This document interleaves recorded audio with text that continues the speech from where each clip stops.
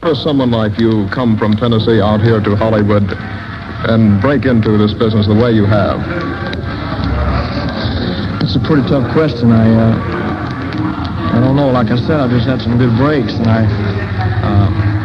how do the breaks come? I mean, television and stuff like that, and records, and I got RCA Victor contract, and I got on some of the big television shows, and I got better known by the people, and started selling my records more, and then I got a movie contract. Everything just seems to snap. Seems to snap. That's exactly right. What happens with rhythm and blues? Is this just a fad? Are you just a fad? What happens next?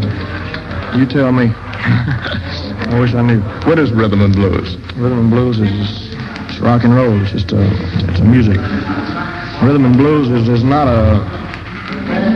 it's a craze, but it's a very good craze, and that there are some very beautiful songs recorded in rhythm and blues. If the people would just take time, some of the people that don't like it would just take time out to listen to it. There's some very beautiful songs, for instance, Ivory Tower. It was outlawed just last week in a Northern California city. People have been saying that it's contributing to juvenile delinquency. I'm sure you don't agree with it. I do not agree, not only because I do it, but because it's untrue. Rock and roll is a music. And why should a music contribute to rock and roll, contribute to juvenile delinquency? If people are going to be juvenile delinquents, they're going to be delinquents if they hear Mother Goose rhymes. Rock and roll does not contribute to juvenile delinquency at all. The only thing about it is, in some of the auditoriums, the kids get up and start dancing in the aisles, and they start squealing and everything and kicking the seats.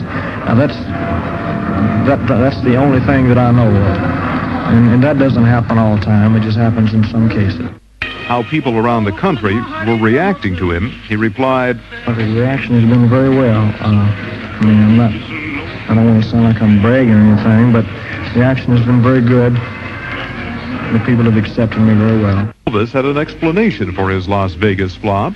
There was no teenagers. I mean, the reaction was as well as anybody could expect.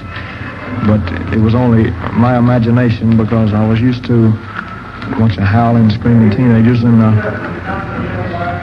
in Las Vegas, there's no teenagers. They're all elderly folks. They all older. So rock and roll is a music for teenagers, you would say?